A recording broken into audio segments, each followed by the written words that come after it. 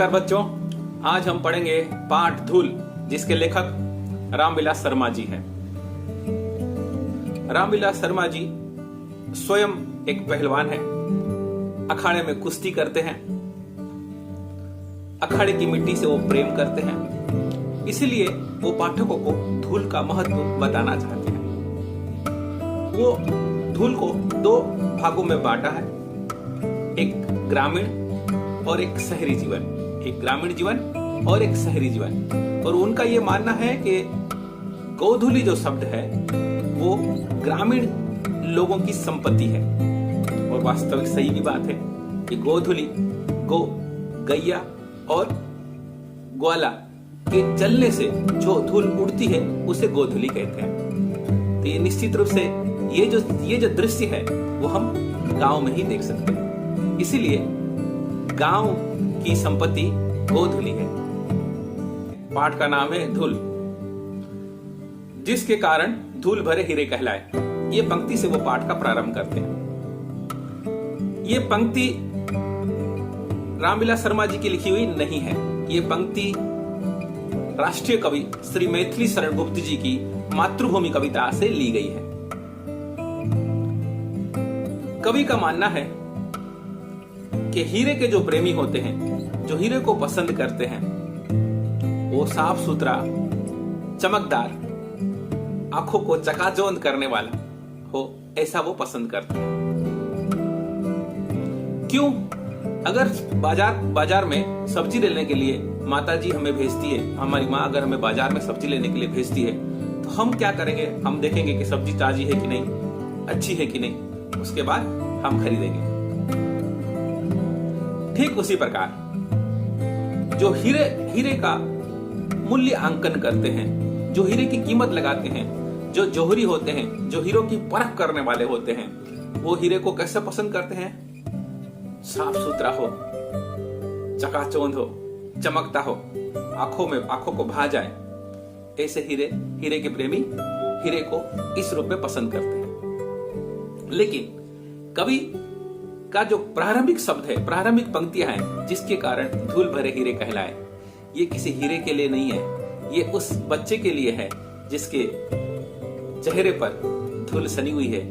वो ग्रामीण जीवन का वो नन्हा सा बालक है, जब चेहरे पर धूल लगी हुई होती है और उसकी माँ उसे देखती है तो और उसे प्रभावपूर्ण लगता है बेटा उसका, और उसे वो गले लगा लेती है।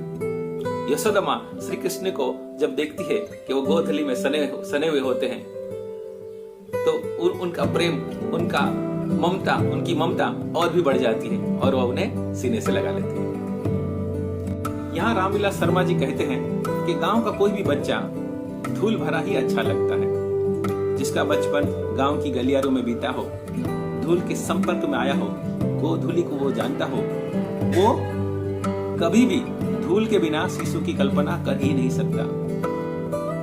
धूल से मिट्टी और मिट्टी से फूल उपजता है, और फूल के ऊपर जो रेणु उसकी सुंदरता बढ़ाती है। ठीक उसी प्रकार जब नन्हे से बालक के ऊपर जब धूल सन जाती है तो उसकी खूबसूरती और बढ़ा देती है। इस तरह से धूल से सनकर वो बच्चा धूल के प्रति उसके अंदर में प्रेम की भावना जागृत हो जाती है। वो धूल को कभी घृणा की भावना से नहीं देखता, उसकी दृष्टिकोण धूल के लिए अलग होती है। लेकिन वर्तमान अभिजात सभ्यता, आज का जो शहरी जीवन है, वो धूल से बचना चाहता है, इसलिए वो बड़ी बड़ी इमारतें बनाता है, बड़ी बड़ी मंजिल बनाता है और ऊपर घर में रहता है, और वो चाहता है कि उसके बच्चे धूल से ना खेलें। अगर वो धूल से खेलेंगे तो वो मैले हो जाएंगे। इस मानसिकता को बताने के लिए एक कवि ने एक पंक्तियां लिखी थी। वो पंक्तियां रामविलास शर्मा जी कहते हैं कि धन्य धन्य है वे नर, मेले जो करत गात, कनिया लगाए धूरी ऐसे लरिकान की।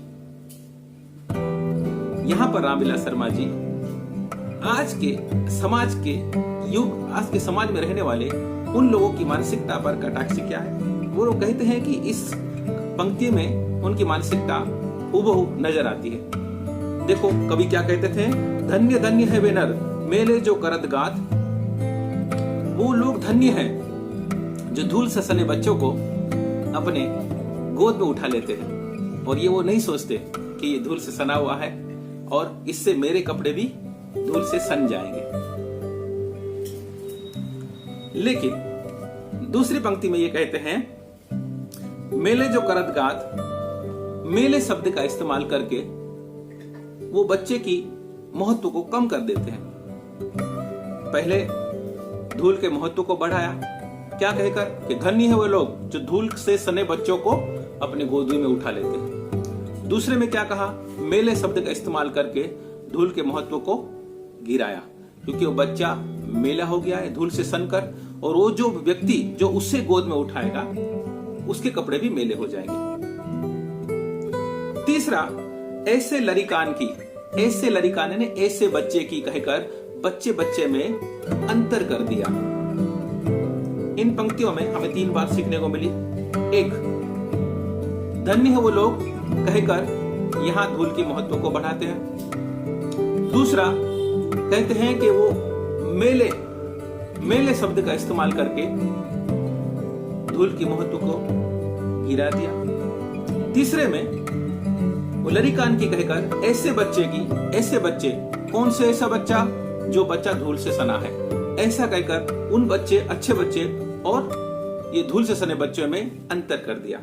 अर्थात ये धूल के प्रेमी नहीं हैं। जो धूल के प्रेमी होते हैं वे धूल से सने बच्चों को ग्रहण करते हैं, मेले शब्द का इस्तेमाल नहीं करते। ये तो हीरे के प्रेमी हैं। जो हीरे के प्रेमी हीरे को साफ सुथरा, गढ़त और खूबसूरत और आंखों में चकाचौंध करने वाला पसंद करते हैं। ये हीरे के प्रेमी हैं, उस बालक के प्रेमी नहीं जो धूल से सना हुआ होता है। रामविलास शर्मा जी कहते हैं, धूली भरे हीरे से जो बचते हैं, जो धूल भरे हीरे से जो बचते हैं और स्वयं को अलग रखते हैं और वो उस बच्चों को देखकर मुंह मोड़ लेते हैं, अगर वो अखाड़े जाए, अखाड़े में जाए, पहलवानों को देखे जो मिट्टी से सने हुए होते हैं, उन्हें देखें तो वो तो उल्टियां करने लगे।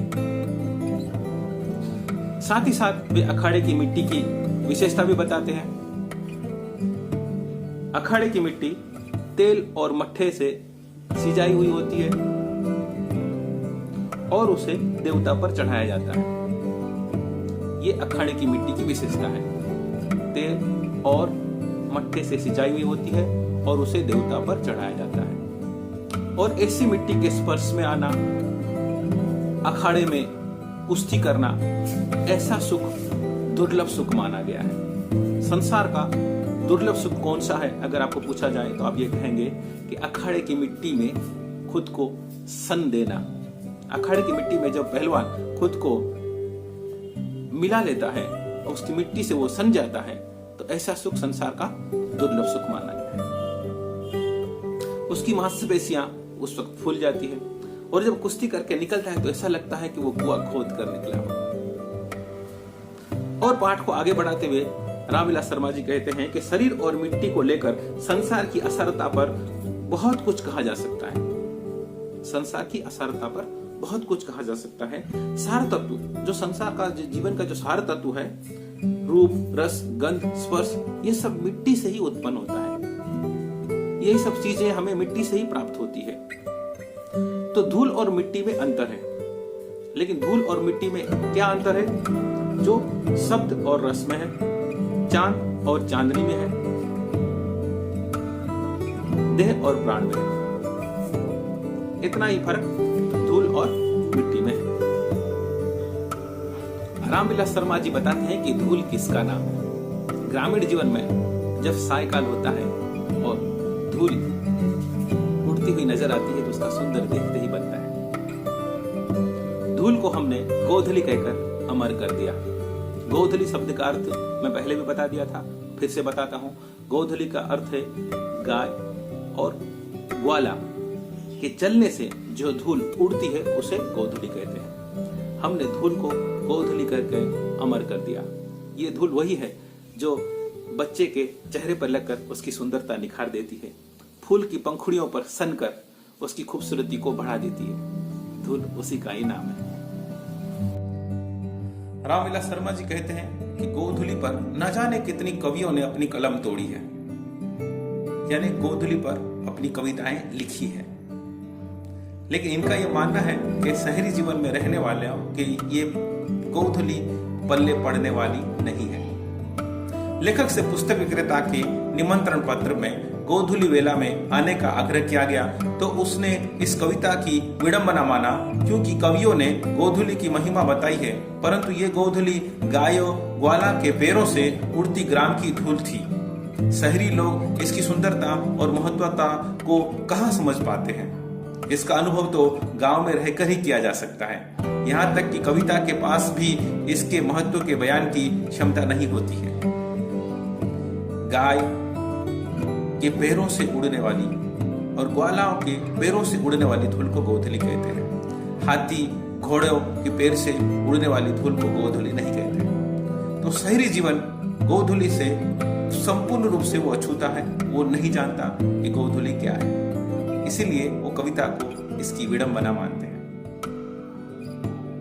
नीच को धूली समान, अर्थात धूल के समान और नीच कोई नहीं है, ये प्रमाणिक नहीं है, ये सच नहीं है। धूल तो महिमामयी है, वो नीच कैसे हो सकती है। पति के साथ सती होने का संकल्प लेने वाली सती साध्वी स्त्री सती होने के पहले इस धूल को ही अपने माथे पर लगाती है। युद्ध में जीवन मरण का खेल खेलने वाला योद्धा भी धूल को आंखों से लगाता है, आंखों से मलता है। हमारे होमर महाकाव्य में ओडिसी का प्रमुख पात्र यूलिसिस जब वापस अपने देश इथाका में लौटते हैं तो वहां की धूल को वो माथे पे लगाते हैं, चूमते हैं। सोवियत संघ से अलग होने वाला देश यूक्रेन जब आजाद हुआ तो वहां के एक क्रांतिकारी सैनिक ने बड़ी श्रद्धा से अपनी धरती की धूल को पहले छुआ और अपनी प्रेम और अपनी भक्ति का परिचय दिया। वास्तव में श्रद्धा, भक्ति और स्नेह को व्यक्त करने के लिए सर्वोत्तम साधन यही धूल ही है। इसी को प्रेम पूर्वक स्पर्श करके लोग अपनी पवित्र भावना का परिचय देते हैं। रामविलास शर्मा जी कहते हैं कि धूल, धूली, धूली और गोधूली की व्यंजना को हमें समझना है। धूल यथार्थ गद्य है तो धूली उसकी कविता। धूली छायावादी दर्शन है और धूरी लोक संस्कृति का नवीन जागरण। गोधूली के बारे में मैं पहले ही बता चुका हूं कि गोधूली सायंकाल में गायों एवं ग्वालाओं के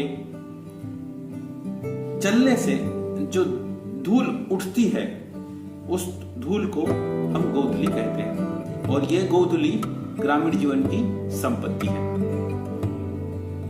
इन सब का रंग अलग अलग हो, चाहे लाल हो, पीला हो, काला हो, तरह तरह का रंग हो, लेकिन जैसे ही धूल की बात आती है तो रामविलास शर्मा जी कहते हैं कि शरद ऋतु में जो उजले धुले बादल का अनायासी स्मरण होने लगता है।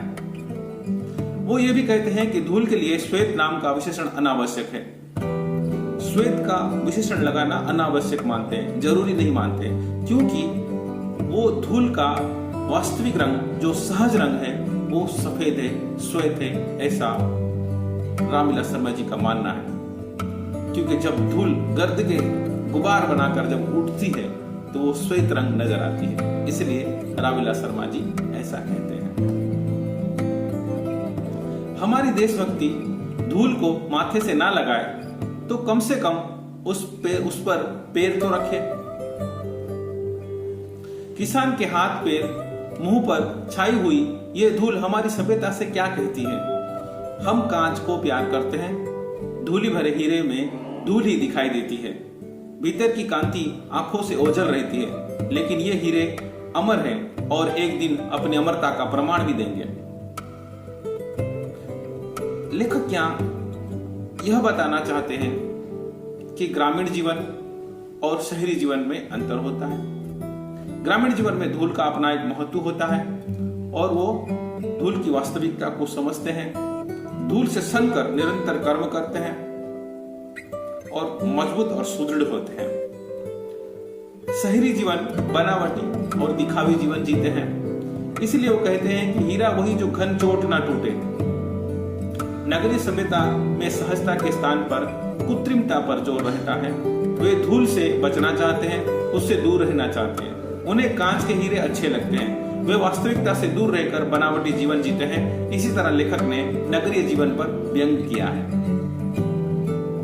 हीरा वही जो घन चोट ना टूटे कहकर कवि ये कहते हैं कि जो हीरा होता है वो हथौड़ी के बार बार प्रहार पर भी वो टूटता नहीं, बल्कि उसके अटूट होने का प्रमाण देता है। यहाँ कांच की तुलना नगरीय सभ्यता से की गई है, तो हीरे की तुलना ग्रामीण जीवन से की गई है।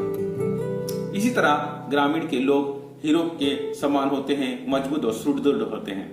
वे कठिनाइयों से लड़ने के लिए तैयार रहते हैं। इस तरह से धूल पाठ में हमने धूल के महत्व को सीखा।